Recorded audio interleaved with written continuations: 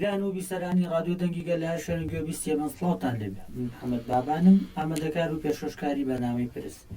پرسیەم جارشمان تایبەتە بە کەسایەتی و تێڕوانینەکانی هەواڵڤیان جاف بۆ ژیانکردن و چالاکی گیانفیدایی دژ بە کۆمپلۆی سەڕێبەرەوە جەلان بۆ قسەکردن لەسەر ئەم پرسەش میوانداری ڕۆژنامەنووس و چالاکوانی ژن هەواڵسنوورمان کرد. هەواڵسنوور بەخێر بێت. زۆر سوپاس. سەرەتا سەری ڕێز و نەوازش بۆ گیانی ژنە پێشەنگ هەواڵڤیان جاف و تەواوی شەیدانی ڕێوڕێبازی هەواڵڤیان دەکەین بەڕێزشتان گەتوان پەیامی شتێکتان بفەرموون. سوپاس. هەڵبەت بەسەر چالاکیەکەی ڤیان کارۆخ ڤیان جاف ڤیان سۆران 18 ساڵ تێپەر دەبێ لە کەسایەتی هەواڵڤیاندا درود بە ڕۆحی هەموو ژنە پێشەنگ و شۆڕژگەڕەکانی کورد و نەتەوەکانی دیکەش دەخوازین کە لە ناو خەبات و شۆڕشی گەلانی ڕۆژهەڵاتی ناوەڕاست و تەواوی جیهانیشدا قوربانیان بە ڕۆحی خۆیان بە دنیابینی خۆیان داوە. هەڵبەتە 18 ساڵ بەسەر چالاکی هەواڵڤیان تێپەر دەبێت لە دوای 8 بۆ 9 ساڵ خەباتی خۆی تێکۆشانی خۆی لە بواری زەهنی لە بواری سیاسی لە بواری گەلێلایی لە بواری کۆمەڵایەتیش تێپەر دەبێت 24 ساڵ تەمەنی خۆشی کە لە دوایی پێش دەستپێکی کۆمپلۆ پلانگێڕی 98 بە ساڵی 2 ساڵ هەواڵڤیان لە ناو ئەو دۆخە کۆمەڵایەتی و سیاسی باشووری کوردستان پێی تێپەر دەبێت بەشداری تێکۆشانی نەتەوەی دەبێت و وەکوتم لە زۆربەی گۆڕەپانەکان لە زۆر ڕووەوە جێپەنجەی دیارە بۆیە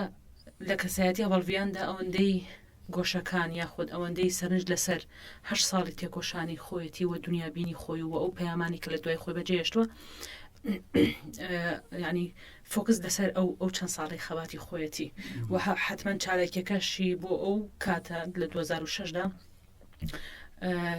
تەکاندانێک بوو یاخود بە گۆڕکردنی تێکۆشان بوو لە دوای ئەو بنبەست بوون و جۆرێک لە ساردبوونەوە یاخود جۆرێک لە فراوانبوونی موامەری ناوچەکە بەسەر خەباتی ڕزگاری خوازی کووردا هاتەبوو تەوژمێک بوو بە کوردانەوەیەک بوو وەکو گەرکانێک لەو دۆخەدا ئەو چالاکیەی کرد. هەڵبەتە دەزانی هەواڵڤیان نەوەی سەردەمی باسە ڕژێمی باس هەر بۆیە لە دواتریشدا کاتێک کە نرخاندن بۆ دۆخی سیاسی دەکات لە ناو پەچە دەکات لە ناو کۆنگرەی گەل لە هەموو ئەو بەرکەوتنانەی بە دۆخی سیاسی هەیە زۆر باز لە کاریگەری ئەو دۆخی باشووری کوردستان لەسەر کەسایەتی خۆی دەکات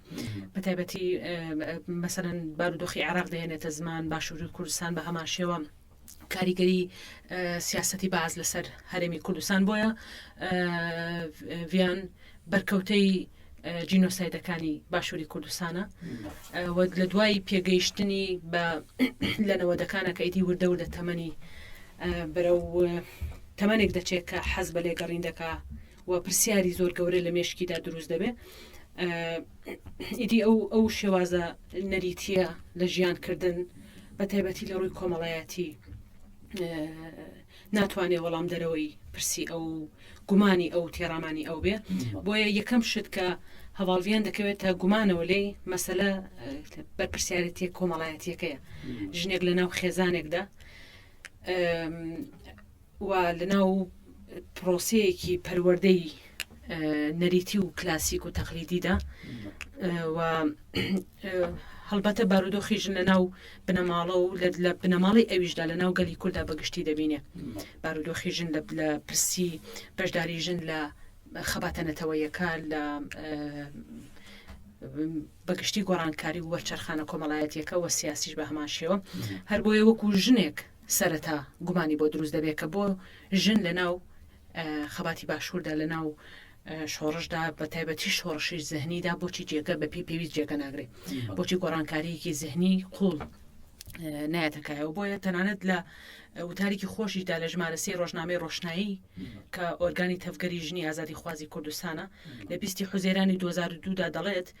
تاکە ڕێگە کە دەتوانێت وەڵامی مێژووی 82 ساڵەی بێچارەیی و سایکۆلۆژی تاک لە باشوور گەل لە باشوور بداتەوە وەڵامی بداتەوە شۆڕشێکی زیهنیە و ئەم شۆڕشەیە کە لە خۆیدا گزارش لە حقیقەتی کۆمەڵایەتی دەکا یاخود شۆڕشی کۆمەڵایەتی دەکا و شۆڕشی کۆمەڵایەتیە کە دەتوانێت تێکۆشانێکی چینایەتی کە لە باشووری کوردستانە ئیدی خەریکە دەردەکەون ئەو جیاوازی چینایەتە و ڕەگەزی بە هەماشێوە تێکۆشانێکی ڕەگەزی و دیموکراتی ئازادی خواست بەڕێوە بات ئەمەش دەرئەنجام خواست و ئیرادێکی سیاسی لە باشووری کوردستانە دەردەخات دەهێنێتە پێش کە بەداخەوە ئەمە بەبنەما لە باشووری کوردستان نەگیرا و بەم شێوازە لە شۆڕشی زیهنیەوە دەست پێ نەکرا بۆ ئەوەی کە هەموو بەرکەوتەی سیستمی ڕۆژئاوایی سیستمی ئەوروپی ئەمریکی و هاوکاتیش بڵین ئەو عقلیەتە فیوداڵە نەریتخواز و کۆنە پارێزە لە باشووری کوردستان تێنەپەڕێنرا کە گرێدرا و بە کۆی گشتی وڵاتانی عەرەبی لە ڕۆژهەڵاتی ناوەڕاستدا بۆیە لەو کاتەدا ڤیانجاف کە هەڵە نەبم 21 ساڵە باز لە پێویستی شۆڕشێکی زیهنی دەکات و لە دوای ئەوەندە ساڵ لە دوای 18 ساڵ یعنی ئێستا تاک لە باشووری کوردستان گۆڕانکاری زیهنی و عقلیەت بە پێویست دەبینێت یعنی ئەو لەو تەمەنەدا لە ناو پەروەردەدا لە ناو ڕێخستندا لە ناو کار و خەباتی سیاسی و گەریلاییدا درک بەمە دەکاوە دەکاتە ئەو قەناعەتەی کە باشووری کوردستان پێویستی بە گۆڕانکاری زیهنی هەیە بێگومان دینە سەر کار و خەباتی بە شێوەیەکی تەفاسیلتر بەڵام ئەمێ زیاتر لە چوارچێوەی کەسایەتی شێویانە بمێنینەوە بێگومان ئەو گۆڕانکاریە زیهنی کە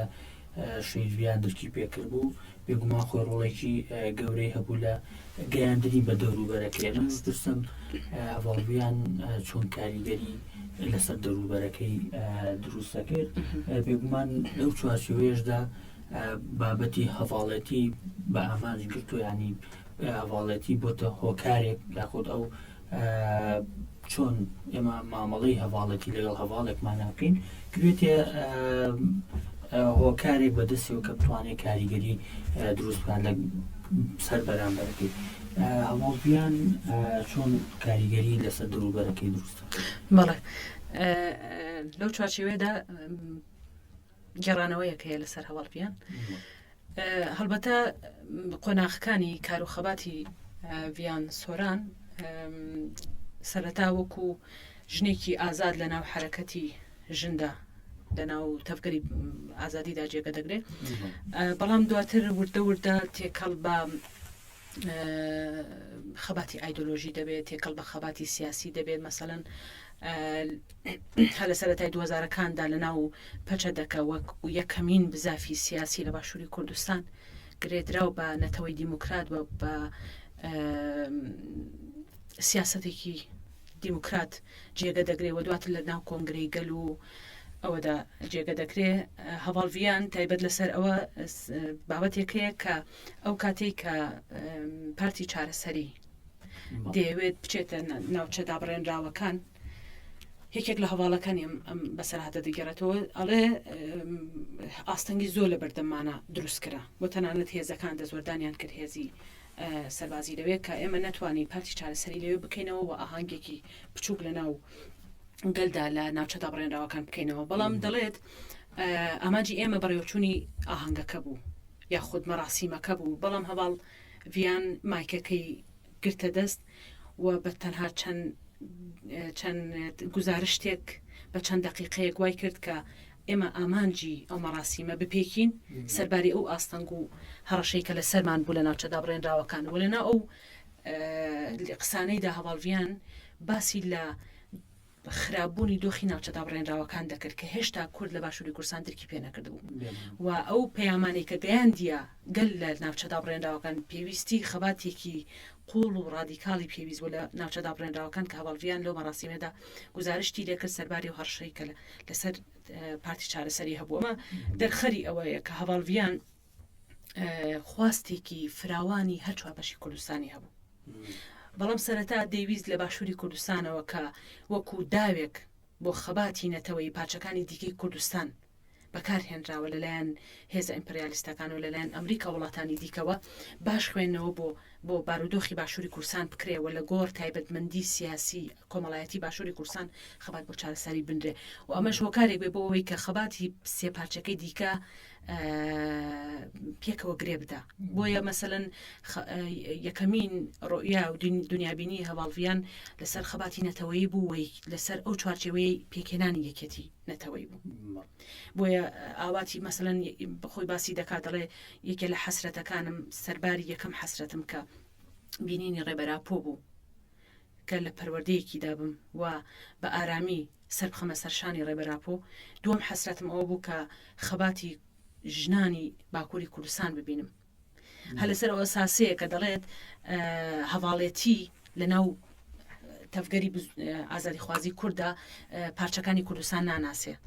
بۆیە لە ناو حرەکەتدا کوردی ڕۆژهەڵات دەناسێ کوردی باکوور دەناسێ کوردی ڕۆژاوا دەناسێ بۆی لەسەرەوە ساسێت تێکەڵی تێکۆشانی ڕۆژهەڵات دەبێت دەچێتە کرماشان شارەکانی دیکە خەبات دەکات ناوی خۆی دەنێ مەهتاب ئەم ڕۆحیەتە کارکردنە لە ناو نەتەوەی کووردا هەڵبەتە زۆر پرۆژەی هاوردەکراوی وڵاتانی دیکە ویستویانە کە ئەم خەباتە هاوبەشە لە ناو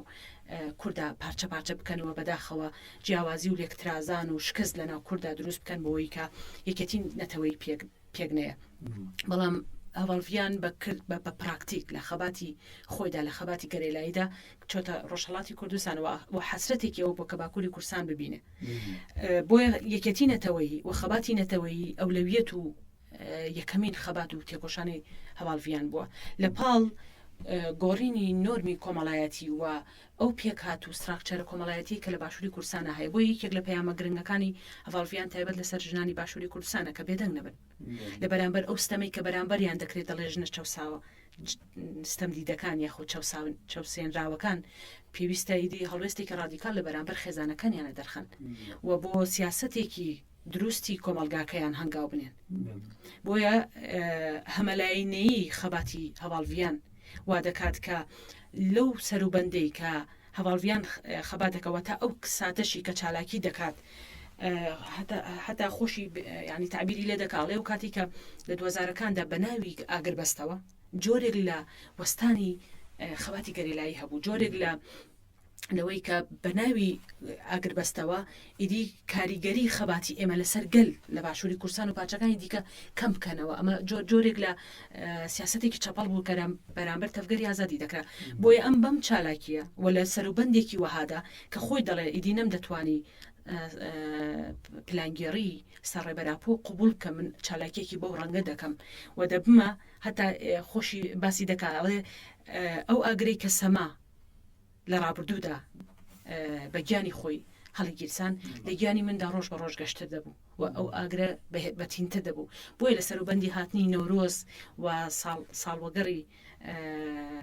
ساڵیادی پلانگەری نێودەوڵەتیدا چالاکیێکی بەم ڕەنگە دەکات کە پەیام بگەێنێ لە ئەساسدا ئامانجی هەواڵڤیان بۆ شڵەقاندنی ئەو دۆخەبوو کە لە 2000ەکاندا سەرەتای 2000ەکاندا بە سەرگەلی کورد و خەباتی کووردا هاتم بێگومان هەر پرسێ بکەین لە هەر بۆعدێکی ژیانی هەواڵڤیان دوجار هەردینەوە سەر پرسی خەباتی سیاسی و خەباتە فکریگەری بووە یەک پرسیاری دیکە بکەم لەسەر کەسایەتی بێگومان بەهۆی ئەو بیرکردنەوە یاخود ئەو چالاکیە گەورەیە یاخود ئەو هەنگاوە گەورەی کە هاویشتی ڕەنگە بەو تەمەنەکەمەوە زۆر کەس لە تێڕوانینی شەیدویان تێنەگەیشت پێ بۆ ژیان بێگومان چالاکی گیانفیدای ئەنجام داوە ڕاستە بۆی هەندێک جار بۆی نەزانی یا شتێک ڕەنگە تێڕوانینێکی ئەوتۆ لەبارەی هەواڵڤیان نەزان لەسەر ژیان من دەپرسم تێڕوانینی هەواڵڤیان چی بوو بۆ ژیان چۆن لە ژیانی دەڕوان یا خواتای ژیانکردن لای هەواڵڤیان چی بوو دەبێت سەرەتا بزانین کە چالاکی هەواڵڤیان چالاکێکی کەسی نییە یعنی لە چوارچێوەی فیزیکێکدا جەستەیەکدا و لە چوارچێوەی تاکە مرۆڤێکدا لێکی بدەینەوە چالاکی هەواڵڤیان چۆن کوشتنی هەر ژنێک لە باشووری کوردستان ئەتوانین تا ئەم سەری کۆمەڵگە و تا ئەو سەری دەسەڵات پەنجەی بۆ ڕاکێشین و تۆمەتی پێ بدەین چالاکی هەواڵڤیانیش ڕێک پێچەوانە بە دیوێکی ئەرێنیدا دەتوانین بڵین بۆ خۆی شۆڕشێکە ئەوەی کە خۆشی دەڵێت ئەگەر شتێک لە گیانم بە نرختر هەبووە بەم خەباتەم دەدا و بەم ئاماجی خۆمم دەدا کە ئیدی من ناتوانم پیلانگەڕی نێودەوڵەتی سەرە بەراب قوبولکەم ئیدی ئەو دۆخەی باشووری کوردستان ئەو پیلانگەرانێکە لە سەرگەلی کوردستان بەڕێوە دەچێەوە گەل لە ئاستی پێویستی دەرەکردن نادنیە من دەبمە تەوژمێک من دەبمە شڵقانێ من دەبمە بە ئاگاهێنانەوەیەکی گەل بە تایبەتی لە باشووری کوردستان کە ئیدی ڕاوەستە بکەن ئیدی گومان بکەن ئیدی پرس بکەن کە هەتا تەنانەت لەو چواچێوێدا گلەی لە خێزانەکەی خۆشی دەکات ئەڵێ لە کۆتا نامەی خێزانەکەیدا دەڵێ ئیدی دوای 10 ساڵ پێویستە ئێوە لە من تێبگەن من لەم خەباتەدا لەم تێکۆشانەدا سربەرزم و دەبێت خێزانی کورد ئێوەش ببن بە بەشێک لەم خەباتە بۆیە یەکەمین هەنگاوی بوێرانی هەواڵڤیان لە خەباتی نەتەوەییداوە خۆشت باسیەکەی وە تێڕوانینی بۆ ژیان بۆ خۆی شۆڕشێکە کە تۆ لە نەریتی کۆمەڵایەتی ولا لە تەوقی کۆمەڵایەتی خۆ دەرباسکەی و ترسی خێزان ترسی دەسەڵات ترسی دەوڵەت لە ینی جێک نەگرێ لە خەیاڵی تۆیە لە مێشکی تۆیە هەواڵڤیان بەم هەنگاوەی و تەنانەت باز لەوە دەکەن کە لە ناو بنەماڵەکەیدا 4 کەسن ینی چەند ئامۆزایەکیشی لەگەڵ ئەمدا تەفری تێگۆشان دەبن و کاریگەری خەباتی ئەو کاتی پەکەکەیان لەسەر باشووری کوردستان بۆیە چالاکی هەواڵڤیان چالاکیێکی کەسی نییە پەیامێکە بانگەوازیەکە بۆ گەل لە باشووری کوردستانە و دەرخستنی وزە و توانستی لە ڕادە بەدەری ژنە لە باشووری کوردستان هەم تووڕەیەکی پەنگ خواردووی ژن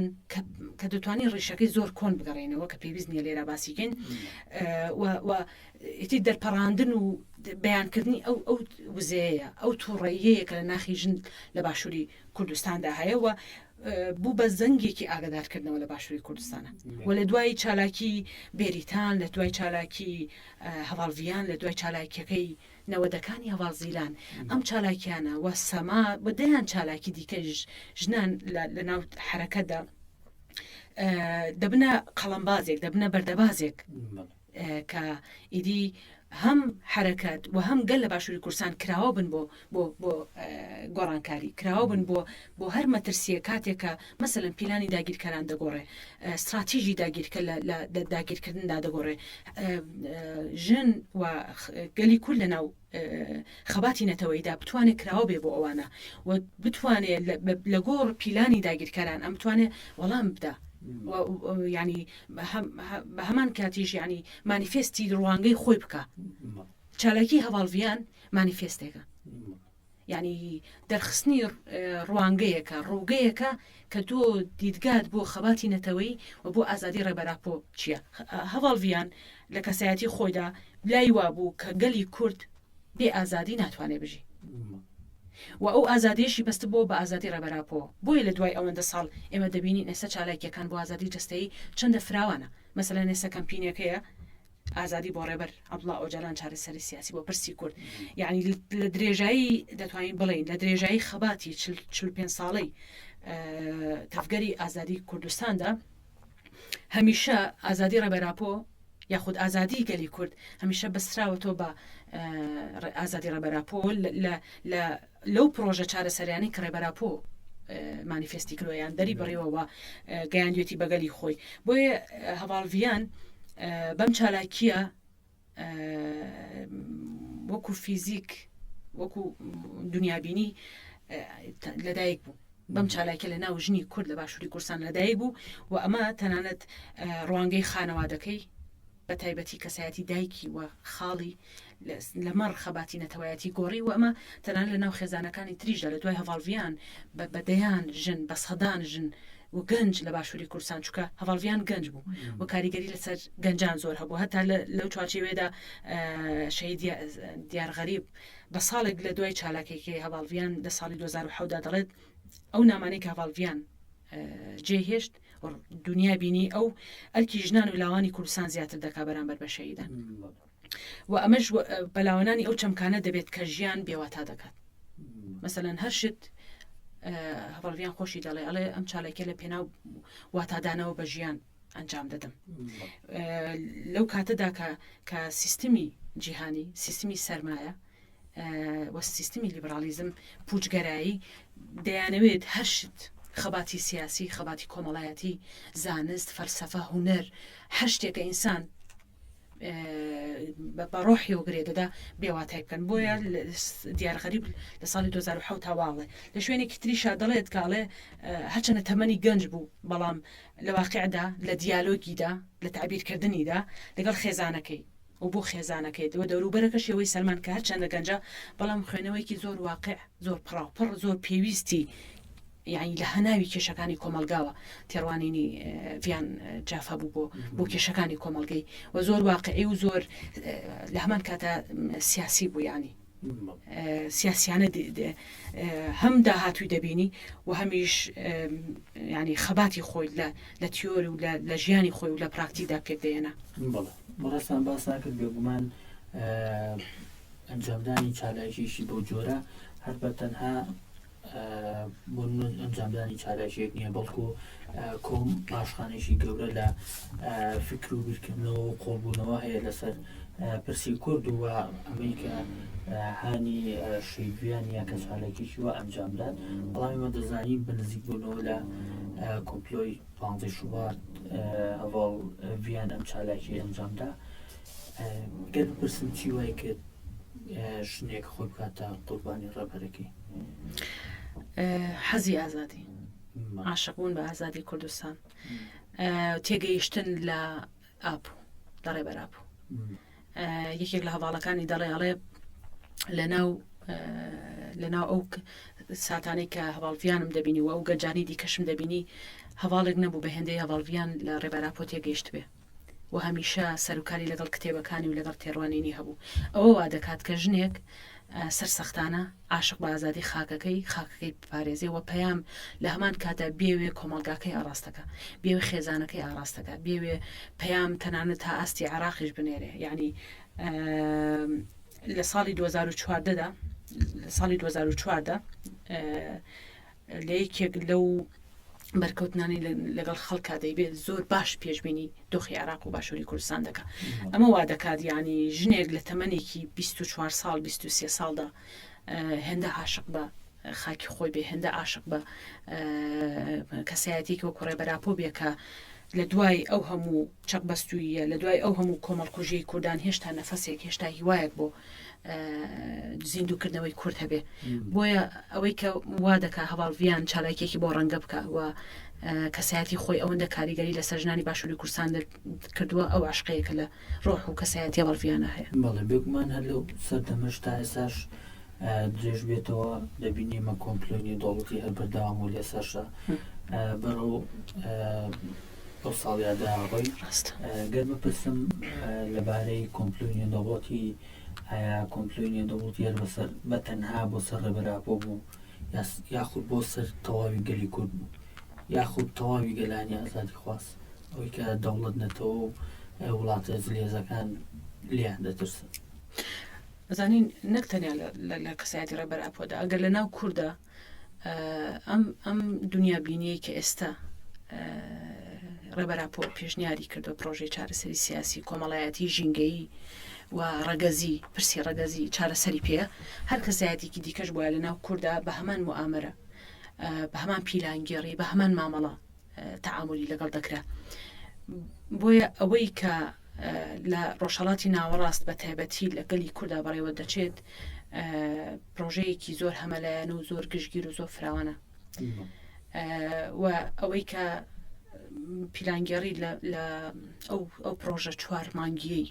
لە 9 تا 15 شوبات بەداخۆ دەگاتە ئامانج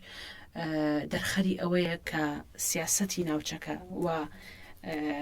بنپێکردنی خواستی گەلان و سەر پێخستنی پرۆژە سیاسی و ئابووری و استراتیژیەکانی خۆیان دەرخەری و ڕاستیەکە یعنی کۆمپلۆ دەرخەری و ڕاستیە کە ئایا دەوڵەتە زلهێزەکان مەرامیان لە ڕۆژهەڵاتی ناوەڕاستدا چییە ئامانجیان لە ڕۆژهەڵاتی ناوەڕاستدا چییە لەسەر ئەوە ساسەیە کە لە دوای ئەوەندە ساڵ مەسەلەن تا ئێستا گۆشەگیریکی زۆر سەخت لەسەر ڕێبەراپۆ بەڕێوە دەچێت بەردەوامیدان بە کۆمپلۆ بە و گۆشەگیریە هەر ئەو ترسەیە کە بێگومان ئەوەی کە ڕێبەراپۆ بەیانی دەکات و ئەمەی گواستۆتەوە بۆ ژنانی شۆڕژگێڕێکی وەکو ڤیانجاو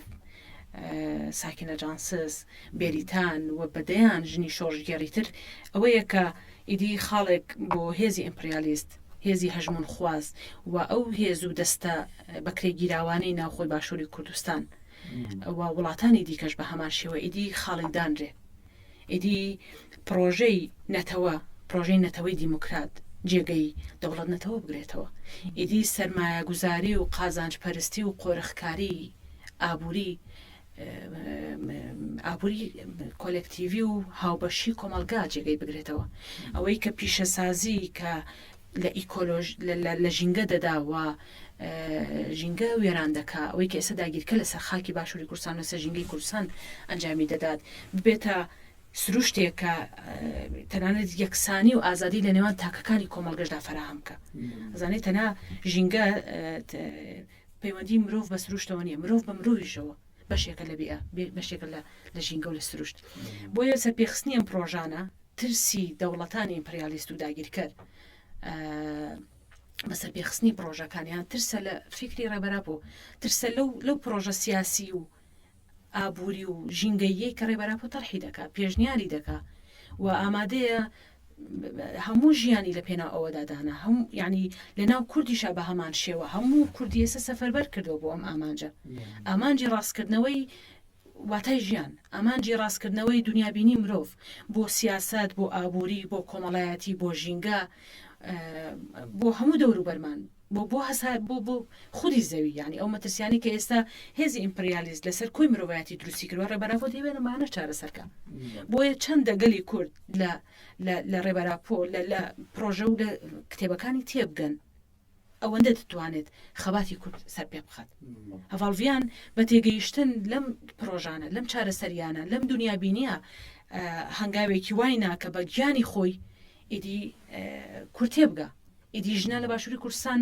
بێدەنگ نەبن لە بەرامبەر زۆڵی خێزانەکەی لە بەرامبەر دەسەڵاتەکەی ئیدی بێدەنگ نەبن ئیدی بەشێکی دابڕا و پەراویستخراوی سیاسەتی کۆمەڵگاکەی نەبێ ئەو بەشێکە لە سیاسەتەیە و ئەگەر هەر جینۆسایدێک هەر کۆمەڵکوژیەک هەر تاوانێک بەرامبەر گەلی کورد بکرێ یەک بە یەک تاکی باشوور لێ بەرپرسیارە و ئەم خەباتە پێویستە لە هەر تاکێکی باشووردا ینی بزانن کە سەرکەوتنی ینی ئازادی خوازی سەرکەوتنی ئەم خەبات و تێکۆشانە گرێدراوە بە ڕۆحی شەیدانە گرێدراوە بە نرخ و بەهای شەیدانمانە گەر بەراوردی بکەین لە بینی ئێستا و هەشدە ساڵ بەر لە ئێستا بێگومان کۆمپلۆ بەردەوام بووە لەگەڵ نزیکبوونەوە لە کۆمپلۆ و باسمان کرد شەیدڤیان ئەو چالاکی ئەنجامدا گەر بەراوردی بکەین لە ئێستادا بێگومان گۆشەگیری زۆر تونتر بوو ئەو ئامانجانی کە دەوڵەتانی داگیرکەرایان بووە لەسەر ئەو فکر و ڕێبازە و خودی کەسایەتی ڕێبەراپۆش لێستایە زۆر پەری پێدراوە و فراوان بووە لەو کاتەیە شەیدڤیان بەو چالاکیە و بەکار و خەباتی خاوەنداری لە ڕێبەراپۆ کرد بۆ دۆخی ئێستا کە ڕێبەراپۆ لە گۆشەگیرێکی هێندە توندایە ئێمە چۆن نتوانین یاخود گەل چۆن نتوانێت لە ئێستا خاوەندارێتی لە ڕێبەراپۆ زانی فراوانبوونی ئەم سیاسەتان ئەم هەنگاوانەی هەم دەوڵەت بە بێدەنگی ئەمریکا و وڵاتانی ئەوروپا و ڕێکخراوی تایبەتمەند لە بوارەدا و CPT و دادگاکانی ئەوروپا و کە ئەمانە هەمووی لەسەر خوێنی مرۆڤایەتی بەڕاستی خۆیان پێکێناوە بێدەنگبوونی ئەمانە ئاستی یاخود ڕادەی تێکۆشانی کورد دەردەخە یعنی هەر کاتێک کۆمەڵگەیەک ئەگەر ڕێخستنێکی تیانە بێ ئەگەر بە ئاگانە بێ ئەگەر لە ئاستی درکردن بە مەترسیەکانی خۆیدا نەبێ ئیدی پێویست ناکەم هەموو ئابووری زەبالە لە سەتاسەری جیهاندا بۆ بۆ چەند پرۆژەیەک تەرخان کرێ یعنی ئەگە تۆ ئێمە بیری دەکەینەوە لە ماوەی نیو سەدا ئەگەر زۆر تریژ نەڕۆین لە ماوەی نیو سەدەدا ینی هەموو توانستی ئەوروپا و ئەمریکا لە ئابووری لە لۆجستی لە سیاسەتی و هەمووی ینی گرێدراوە بە دۆخی ڕۆژهەڵاتی ناوەڕاستەوە بە ملیارەها دۆلاری بۆ سەرف کراوە هەر وڵاتێک بگری بۆیە ئەگەر کۆمەڵگایەکی تەسلیم بێ کۆمەڵگایەک بێ کە بۆ هەر گۆڕانکاریەک ئاسان دەسی لەگەڵ نەرمکە ئاسان لەگەڵی بڕوە پێویست بەم هەموو بگرۆ بەردەیە ناکە پێویست بەم هەموو شەڕ و فەرتەنەیە ناکە کە وڵاتان ئەم هەموو ئابووریە بخەنە بخزمەتی کاتێک پێویستەکە کە بزانن بەدیلێکەیە کاتێک پێویستەکە کە بزانن مەترسیەکەیە لەسەر پرۆژەکانیان بۆیە دەستپێکردنی پرۆژەکانی ئەمریکا ئەوروپا لەسەر خاکی کوردستان لە دوای دامەزانی پەکەکەەوە دەست پێ دەکات لە دوای هەفتەوە بەڵگەی نهێنی بڵاو دەبێتەوە کە لە نێوان تورکیا و ئێران ئەمریکادا زانیاری ئاڵوگۆڕ دەکرێت کە دەڵێن گروپێک پەیدا بوون و گروپێکی جیاوازن دەبنە مەترسی لە هەفتاونۆدا ئەم زانیارن ئاڵوگۆڕ دەکرێت بۆیە ڕادەی بەرفراوانی پیلانەکانی وڵاتانی ئیمپریالیست و داگیرکە لە سەرخاکی کوردستان و هەر چوار دەوڵەتی داگیرکەری سەرخاکی کوردستان کە دەوڵەت نەتەوەیە لە ڕۆژهەڵاتی ناوەڕاست پێکێنا دەرخەری ئەوەیە کە بەڕاستی خەباتی کورد خەباتێکی هەمەلایەنەیە و دەستکەوتی بووە بە تایبەتی لە ڕۆژاوی کوردستان خەباتێکی مەدەنی لە باکووری کوردستان باشووری کوردستان ئەگەرچی رەخنە زۆرە سەرنج زۆرە لە جۆری حکومڕانی ناو خۆیدا بەڵام سەر ئەنجام وەکو پارچێکی کوردستان دەبێت بەپارێزرێ دەبێت دەستکەوتەکانی بە گرنگ ببینرێ و ئەو زەرانش کە لە دەستکەوتەکانی لە ناوچەدا بڕێنراوەکان و لەم لاش لەسەر نزیک سنووری باکووری کوردستانیش بە هۆکاری سیاسەتی پەدەکە بەداخەوە و ناوچانە هەمووی بوون بە بنکە و بارەگای تورکیا و ڕۆژانە بێ هیچ سڵەمینەوەیەک لە یاسای مرۆییەکان تەنانەت یاساکانی خۆشیان بە هەمان شێوە بردومان دەکا گوندەکان چۆن دەکات لە چەند ڕۆژی ڕابردوودا ئەمە ئەگامان لەیەکە بە چاوساغی ناوخۆ بەداخەوە گوندەکان چۆڵ دەکرێن ینی هاوبەشی و ئاگاییەکەی لە نێوان هێزی تورکیا و هێزی پەدەکە بۆ چۆڵکردنی و گوندانە بۆ لێدان لە گەرێلا بۆ ئەوەی کەیدی دیمۆگرافیە کوردستان بگۆڕن هەتا پرۆژە هەیە کە ئاوارەکانی کۆچبەربوونەکانی ڕۆژهەڵاتی ناوەڕاست بە تایبەتی فەڵەستینەوە ناوچانە بهێنرێنە ئەفرین بهێنرێنە سەر سنووری باکوور و باشوور بۆیە ینی ئێست لە ڕۆژی ئەمڕۆماندا خەباتی کورد بەڕاستی فراوانە بە تایبەتی لە ئەوروپا بە هۆکاری سەرپێخستنی دۆزی کورد لە ئەوروپا کە جێدەستی هەواڵ ساکینە و لەیلا و فیدانی پێوەیە هەتا ئێسش بە هەماشە ئەڤینگۆیی پێوەیە خەباتێکی فراوان بەڕێوە دەچێ و تا ئاستی ناوەندی گرنگی ئەوروپا چووە هەتا ئێستا نەک لە ناوگەلی کووردا کاتێک خۆپیشاندانێک دەکرێت کاتێک چالاکێک دەکرێت لە ئەوروپا هێندەی دەموچاوەکان ئێمە دەبینین هێندە دەموچاوی کورد دەبینین گەلانی دیکەش لە وڵاتان دەبینین کە چەندە هاوسۆز یاخود تەنانەت نەک هاوسۆز ئێستا بە پرسی خۆیانی دەزانن ئیدی مەترسیەکانی سیستمی دەسەڵاتداری لەسەر ژینگە لەسەر کۆمەلگە لەسەر خێزان لەسەر پەروەردە ئیدی بە دیار کەوتون ئیدی لە سەرتاسەری جیهان ئەم مەترسیە دەبیندرێ کۆچبەربوون زیاترە مەسەلەن کۆمەڵکوژی زیاترە بەکارهێنانی چەکی قەدەغکرا و زیاترە موامەرە و مامەڵەکردن بەگەلەوە لە نێوان دەوڵەتان هەیە مەسەلەن ئۆکرانیا نمونەیەکی باش بوو ئێستەی شەڕی فەڵەستین و ئیسرائیل نمونەیەکی باشە بۆیە خەباتی کورد خەباتێکی فراوانە و ئێستا چوارچێوەی کوردستانی تێپەڕاندووە لە گەلی عەرەب لە گەلی فارس هەتا سەرهەڵدانی ژنجیان ئازادی لە ڕۆژهەڵاتی ناوەڕاست خەباتی باکووری کوردستان بەردەوامە و لە ئەوروپاش بەردەوامە بۆیە سەرکەوتنی ئەم خەباتە نابێ کورد بێ ئومێدانە ینی چاوی لێ بکات لە هەر شوێنێک کاتێککە چالاکێک دەکرێت لە هەر شوێنێک کە کاتێ ژنێک لە حەقیقەتی ژیانی خۆی لە حەقیقەتی بوونی خۆی و حەقیقەتی تەفگەری ئازادی تێدەگات دەبێت لە ناو کار و خەباتە جێگە بگرێ و ئیدی ڕۆحی شید ڤیان کە ئامانجی ئەو بوو کە گەل بەڕێخستن ببێ دەبێت دیتی بگاتە منزڵ دەبێت بگاتە جێ خۆی ئەو خواست و ئێرادەیە کە لە کەسایەتی هەواڵڤیاندا هەبوو پێویستە لە هەر ژنێکی گەلی کووردا ببینرێ هەستی پێ بکرێت